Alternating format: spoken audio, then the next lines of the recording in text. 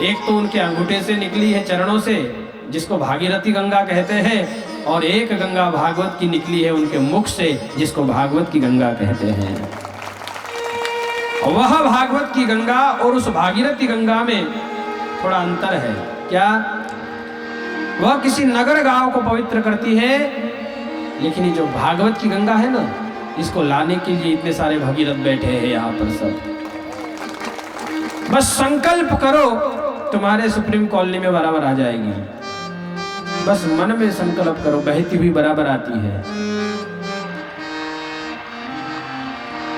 बाबा तुलसी कहते हैं ये गंगा कैसी है?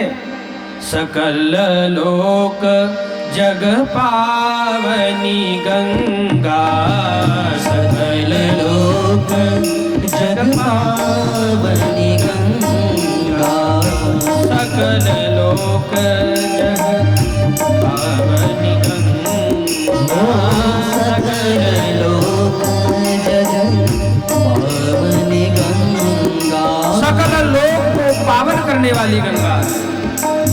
और इसमें फायदा देखिए आप कितना है। भागीरथी गंगा में नहाने जाओगे तो आप मरने का डर लगा कि कहीं हमारा पैर न फिसल जाए, डर होता है ना, इसलिए पाइप का सहारा लेकर के नहाते हो। लेकिन वहां अगर पैर फिसला तो सीधा फिर समुद्र में नजर आओगे। लेकिन ये भागवत की गंगा ऐसी है कि यहाँ यदि गलती से पैर फिसल भी गया, डूब भी गए, तो डूबने वाला प्यारे हमेशा के लिए तर जाता है। ये गंगा ऐसी है। इसलिए पूछे वो रघुपति कथा प्रसंगा, पूछे वो रघुपति कथा प्रसंगा। आप लोग भी हमारे साथ गाइए ना जरा भाई, गाते रहोगे तुम्हें भी गाना आ जाएगा। ऐसा लगता है तुम्हारे मुंडे को देखकर, ऐसा लगता है जैसे डंडा मार के जबरदस्ती बिठा दिया है किसी के लाने। इसलिए थोड़ा सा बोलते रहा करो हमारे साथ। पूछे रघुपति कथा प्रसंगा, पूछे रघुपति कथा प्रसंगा, नीरे गा गा गा गा नीरे सा सा सा सा, नीरे गा गा गा गा नीरे सा सा सा सा। सकल लोक जग पावनी गंगा, सकल लोक जग पावनी गंगा, सकल लोक जग पावनी गंगा, सकल लोक जग पावनी गंगा। पूछे रघुपति कथा प्रसंगा, पूछे रघुपति कथा प्रसंगा। सकल लोक को पावन करने वाली ये भागवत की गंगा है जो आपके नगर शहर में आई है। इसलिए 7 दिन में अपने जीवन का उद्धार कर लो मेरे भाई बहन। बस बस यही काम आ जाएगा, बाकी सब धरा का धरा रह जाएगा।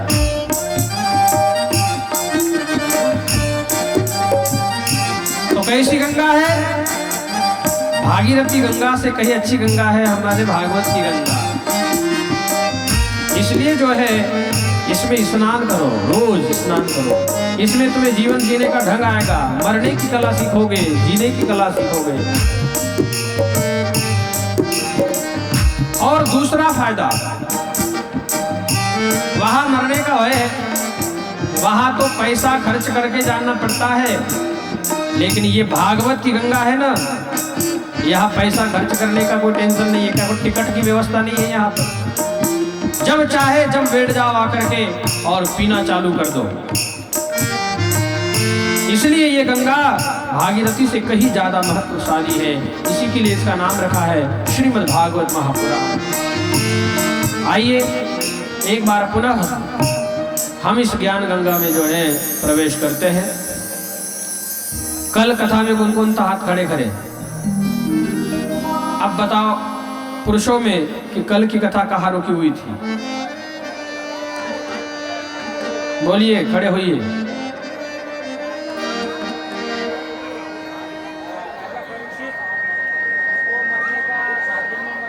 जी जी जी जी जी जी, तालियां बजाइए इनके लिए।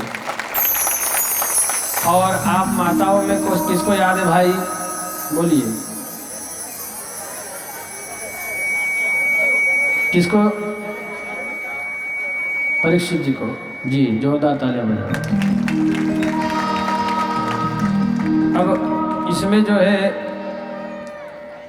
इतने सारे लोग कथा सुन रहे हैं, लेकिन जो है कि भाई एकाध व्यक्ति, एकाध महिला ही हाथ खड़ा करती है, बाकी सब गाजर मूली की तरह कुछ नहीं है, कुछ नहीं है, कुछ नहीं है। गाजर मूली के पौधे को देखा है आपने? हवा जब चलती है तो वो ऐसे हिलते हैं। मतलब उसका इशारा क्या है? उसका इशारा है गाजर मूली का कि कुछ नहीं है, कुछ नहीं है, मेरे पास कुछ नहीं है। किसान को गुस्सा आता है, किसान मुंडी पकड़ता है और उखाड़ लेता है और कहता है मूर्ख, कुछ नहीं है, कुछ नहीं करता है, और सब छुपा के नीचे रखा। तो गाजर मूली की तरह कुछ नहीं मत करो, सब कुछ है ऐसा बोलो। कल की कथा हमारी राजा परीक्षित को श्रृंगी ऋषि ने श्राप दिया है।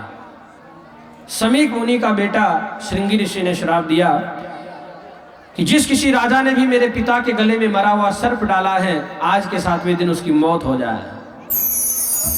तुरंत समीक मुनि के एक शिष्य गए और राजा परीक्षित को जाकर के जगाने की कोशिश की कि राजन, आज के 7वें दिन तुम्हारी मौत हो जाएगी, जितना जल्दी हो सके अपनी मुक्ति का उपाय कर लो। राजा रो पड़े। अब सोचिए, यदि आपको कोई कह दे कि 7 दिन बाद तुम मर जाओगे तो क्या हंसोगे?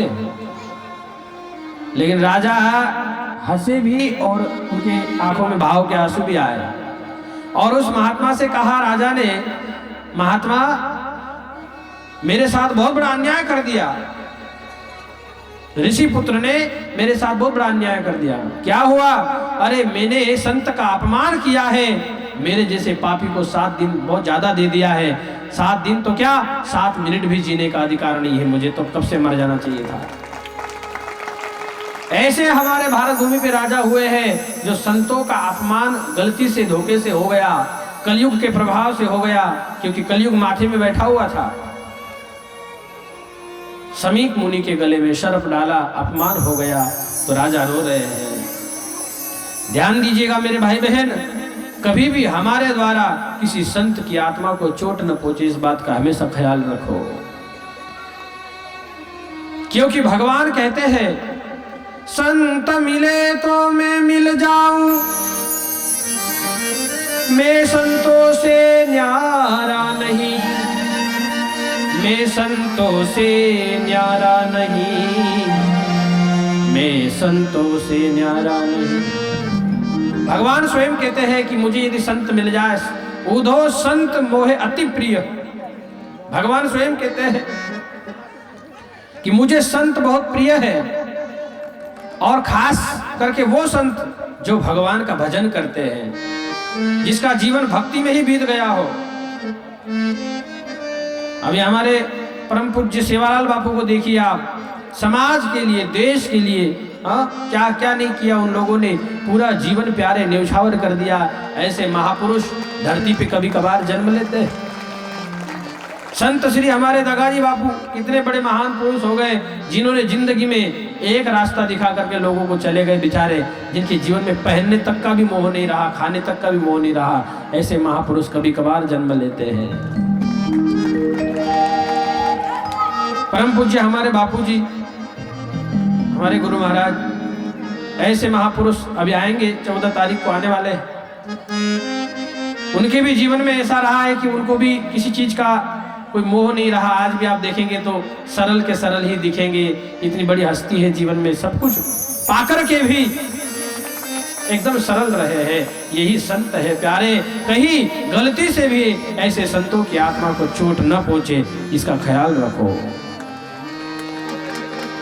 क्योंकि साधु जो है बड़े भाग से मिलते हैं।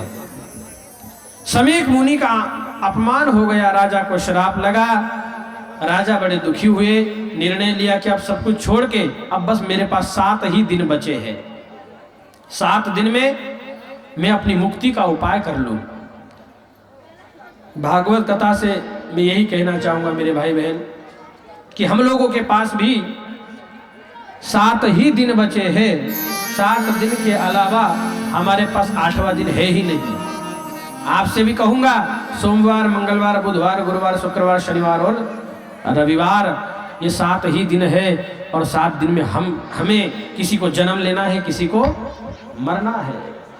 इसलिए हमारे पास भी 7 दिन है। सजग रहिए, सावधान रहिए।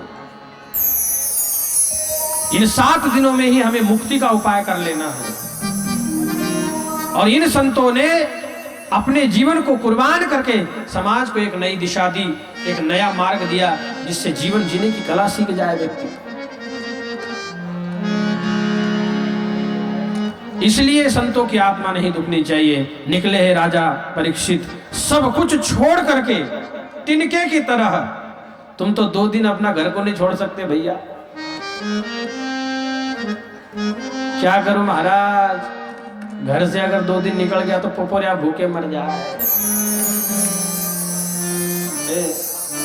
अरे तुम्हारे पोपोरिया का भला हो। अरे पर भैया, जीवन भी तो कुछ चीज है। बस पत्नी बच्चों का ही पेट भरने में पूरी उम्र बीत जाती है।